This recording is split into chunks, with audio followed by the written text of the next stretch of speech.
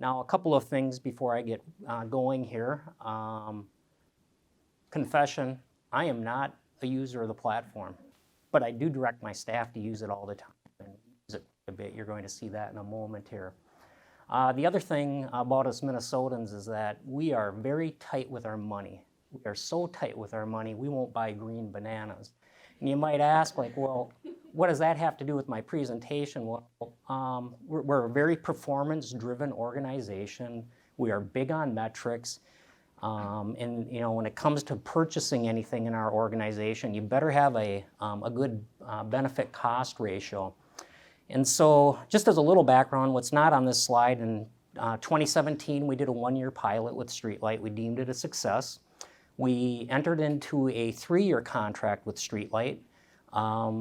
The current year is going to end at the end of this month. It runs from October 1st to September 30th.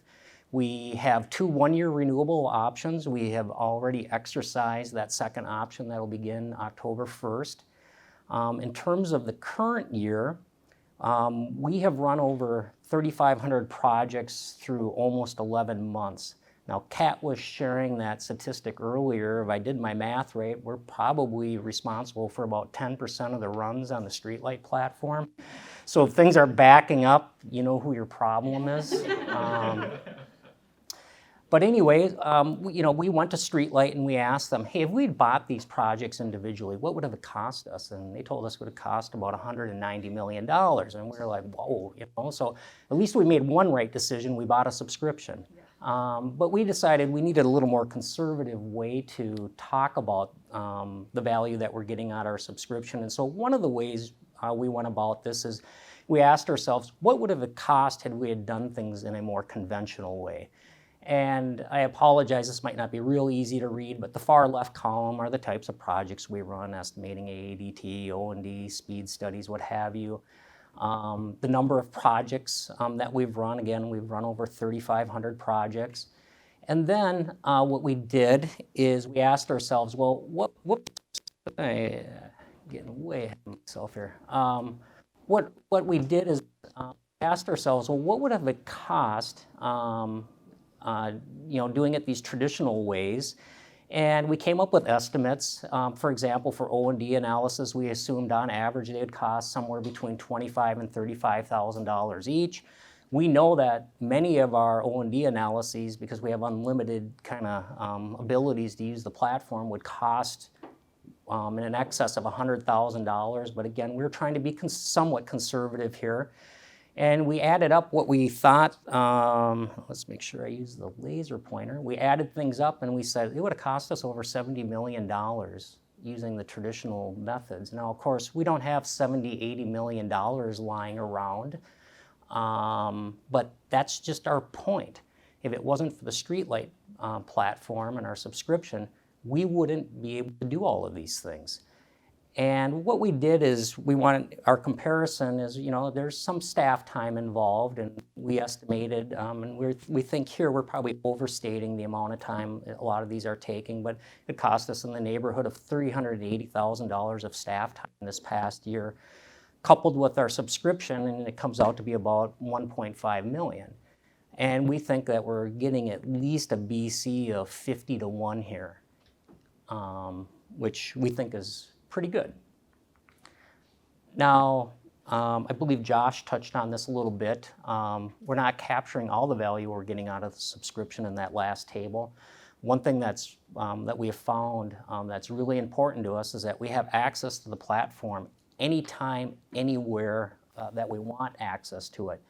And for example, I've been in more than a couple of meetings where we have city staff, county staff, elected officials, and everybody's debating, or maybe I should say expressing their opinions as to what they think is going on the transportation system.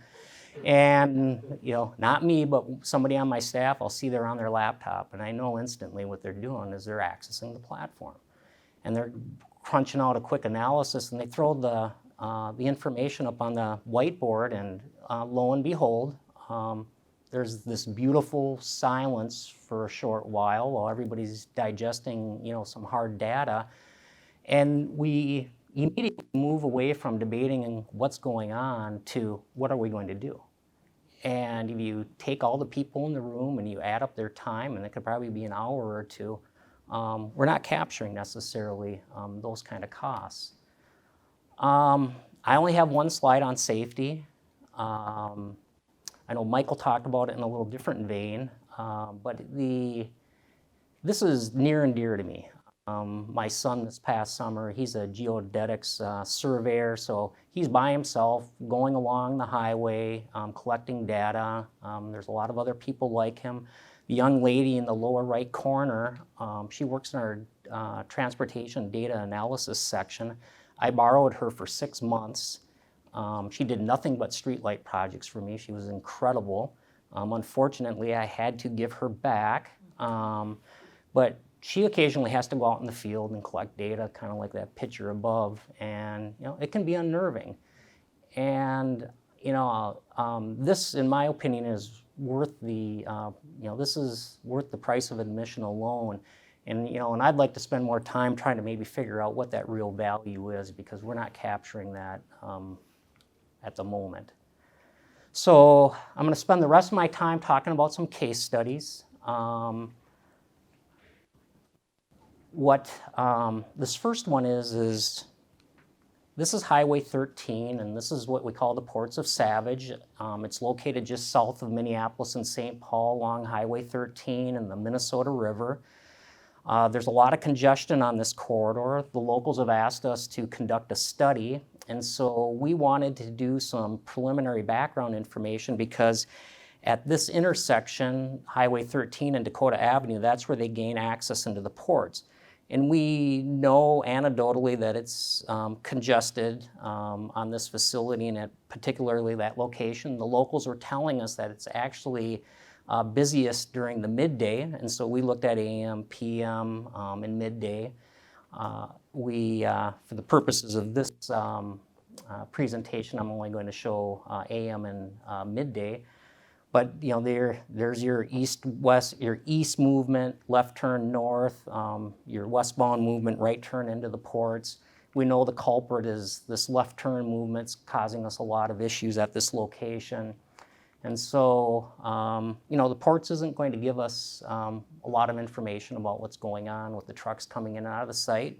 But fortunately, with the streetlight platform, we can figure some of that out on our own. And as you can see here, it's not a radically different split, but most of the vehicles entering that site, these big semis, are making that left turn movement. And then we looked at midday, and it was even more pronounced. And so the locals were right. We got a real problem there. But this helps us now as we're starting to scope out this study to have an idea of some of the things we probably want to look at, and in particular, probably this intersection. We like to look at special events. Kat mentioned the Super Bowl. We have our own Minnesota State Fair. Ty mentioned that, they attract 1 million. This year we attracted, I think, 2.1 million. That was kind of a fun analysis. The one I'm going to talk about, though, is something we call the Renaissance Festival, and it's this medieval get-together in the Southwest Metro. It's in an area you'll see in the moment.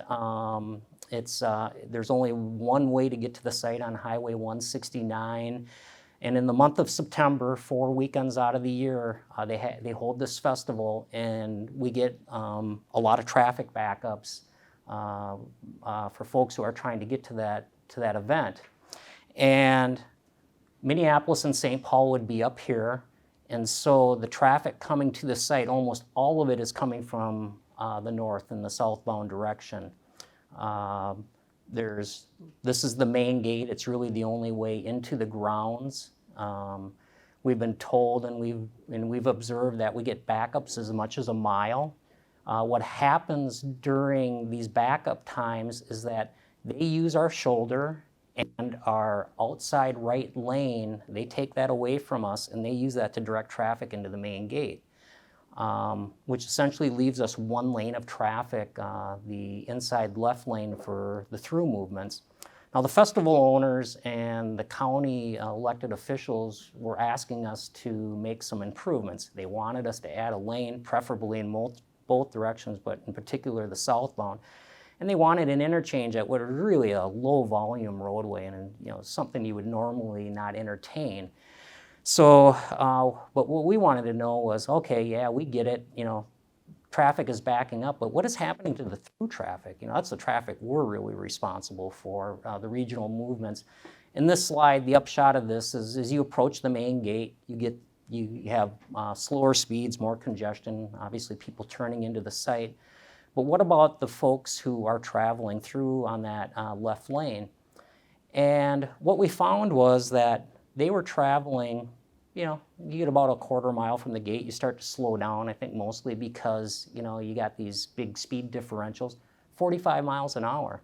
It wasn't really having much of an impact on the through traffic. And so this is an example of where the data led us to say, no, we're not going to make an investment.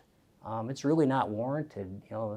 Festival folks, the problem is your parking situation. We're already giving up a lane of traffic. And I can say anecdotally, on Labor Day weekend on Sunday, I was bringing my son back to college, and I went through this intersection at about 11 in the morning, and just as a lark, I looked down at my speedometer as I was passing the main gate, and I was at about 45 miles an hour, so it wasn't too bad, actually. This next one is one we like to talk about. It's the so-called Egan Outlet Mall analysis. And CONDACT is a group. There's a county in the Twin Cities area, Dakota County, and the commissioners get together with the business owners periodically, and they talk about things like economic development and whatever other things commissioners and business owners talk about. And somehow they caught wind that we had this streetlight subscription. And my understanding is for the first time ever, they held a meeting outside of Dakota County, and they came up to our Metro District office not too far away, and they asked us to give them a demonstration of how we were using the platform. And, and I guess we showed them as best we could, what we knew about the platform. And of course, the suspicious people we are in Minnesota, everybody's like, yeah, this is all kind of, canned presentations like I'm giving you today. And one of the business owners said, well, can you run something for me right now? And we said, sure, well, we could try, what do you want to know? And he said, well, I want to know on Black Friday, who is going to the Egan Outlet Mall, which is right about there. We'll see if this works. And, not surprisingly, a lot of the visitors to the mall are from the immediate area. We've seen that in a lot of presentations today. But we had, and this is a heat map, we had two really hot spots. One that didn't surprise us really, a few miles away is the Southdale Mall. But the one that really surprised us was people were coming about 40 miles away from the Albertville Outlet Mall. And so, using this real data, hard data, we were able to scientifically prove that, Black Friday shoppers in Minnesota are nuts. I'm gonna shift gears here a little bit. We're starting to dabble with the bike metrics. This bridge, the Pelham Bridge, Pelham Boulevard Bridge, is right at it's in St. Paul, it's right at the Minneapolis border. Interstate I-94 runs east and west, our busiest east-west interstate. It connects the two downtowns. We have a lot of bicycle usage of this bridge. And what we wanted to know, because we have a project coming up and we might have to close the bridge to bicyclists and pedestrians and potentially all traffic, is where are they coming from or going to? And so I'm going to show you a little bit of a southbound analysis. And you got to go either west, of course, south, or east. And what we found out was that very few of the bicyclists going southbound ended up going west. The majority, almost all of them either went south on Pelham Boulevard, or the majority went to what's called St. Anthony Boulevard. It says Avenue. Unfortunately, I covered up the Cretin Avenue Bridge right here, but I think it's a pretty safe bet that if we have to close it to bicyclists and pedestrians, the Cretin Avenue Bridge is probably where we'll direct that traffic. So that was a good use of the platform. We had a bridge project where we had to close it for a year to all traffic. And Highway 169, just west of Minneapolis, is a very heavily used, highly congested corridor. And so we knew it was going to be very disruptive to the area. That orange cone is the bridge that we took out. And what I'm showing is the southbound analysis. What we did is we drew a gate just north of what's called Interstate 394. Before the construction, we assessed traffic that was getting south of Interstate 494, how much of it was using 169. And not surprisingly, 99% of the traffic was taking the path of least resistance. During construction of that bridge, our signed detour and advertised route was to go west on 394, south on 494 to the 169, 494 interchange and through. What we found out was that a little less than 3/4 of the traffic was actually following our detour route. Another 7 or 8% apparently were going eastbound on 394 down parallel Highway 100 and then over to the 169 interchange to continue their trip. But what caught us off guard was that 20% of the traffic was crossing Interstate 394, getting down here and somehow making its way around on local roads and back onto 169 to complete their trip. So the locals were right. We had a real problem there during construction. What was interesting was we decided to look at those local roadways to figure out, where that traffic was diverting. And Malibu Drive along with 11th Avenue received most of that traffic.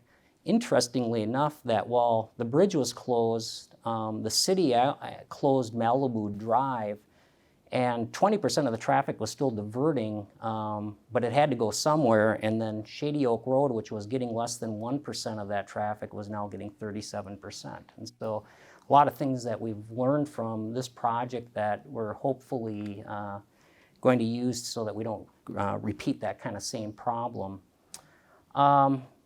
One of the misnomers, and I don't have to explain it to the folks in this room, but locally, a lot of times people think that streetlight is just for urban areas.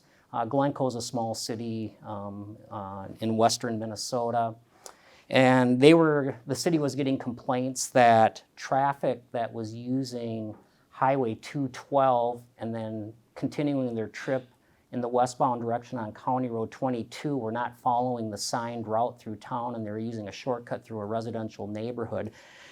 And MnDOT had hired a consultant, and the consultant fortunately was on alert, knew we had the streetlight subscription, and took full advantage of it, and conducted this study using it. And what we found was, this is the route that we would like people to take, but not surprisingly, people either on their own or thanks to Google, 64%, almost 2/3 of the personal traffic were using the shortcut, and almost half the commercial traffic. In the other direction, it was a little different. 42% of the personal traffic was using the shortcut, and a little more than 50% was the trucks. And so I'm not sure what the city is going to do with this information, but again, it reaffirmed that, yep, they did have a problem there. This next one, we're oftentimes asked, did our investment make a difference? And so we had a project on Highway 14, about 2.5 miles, that we expanded the roadway from 2 lanes to 4 lanes. And now there's another project that they want to do in another segment where they want to expand it further. And the question became, well, did that do any good? And this project occurred in 2015. And so fortunately, the streetlight data was available in 2014, so that we could look at the 2-lane conditions and compare it to the 4-lane operation when it was completed in 2016. The simple couple of questions we asked ourselves, how did it change for, the personal vehicles? What was it like for the trucks afterwards? And what we found was that speeds did increase for the personal vehicles by about 8 miles an hour in both the eastbound and westbound direction. not as much, but 4 to 5 miles an hour for the trucks, again, in both the eastbound and westbound direction. So we can certainly say that, you know, the project did make a difference. Got another example here. This one, we actually, staff from the Metropolitan Council, our MPO, ran this analysis. We kind of partnered on this. But in the city of St. Paul, and I live in the city of St. Paul, there's a street called Maryland Avenue, and the city converted a portion of that street from 4 lanes to 3 lanes. They restriped it. And although the bicyclists and the pedestrians really liked it, the vehicular traffic was complaining, and they were complaining a lot, and they wanted it converted back to 4 lanes. What they were saying was it got more congested because it was 3 lanes, and then St. Paul mentality being what it is, they said it also induced more traffic from outside of St. Paul to use it. I'm not sure that, you know, I got my own theories, but we don't have time for that. But anyway, we took a look at this to see if, you know, if it was making a difference. And so what you see here is this is the segment that was converted from 4 lanes to 3 lanes.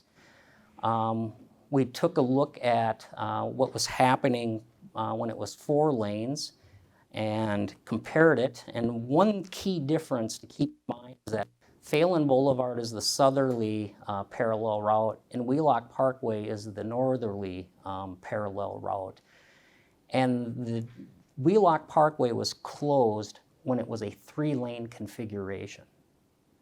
So you would think that alone probably would have, you know, some adverse impacts on Maryland Avenue, but kind of with that in mind, you know, we took a look at things. The city of St. Paul is in yellow here. This is the Maryland Avenue, approximately where it's located. This is St. Paul, and then St. Paul and the rest of the region. So we drew some gates. You folks all know about those types of things. There's your 3-lane cross section. But the upshot of this little table is that 4% of the traffic was originating or destined for Maryland Avenue, that area. It's clearly, you know, it wasn't the folks outside of St. Paul that were the problem. It was us. We heard that already, I think, once today.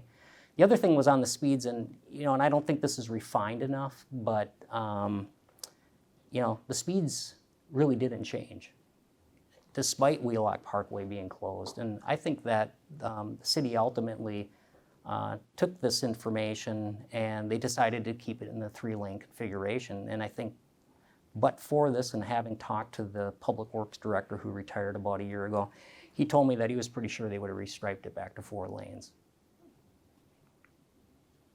A little bit on arterial performance.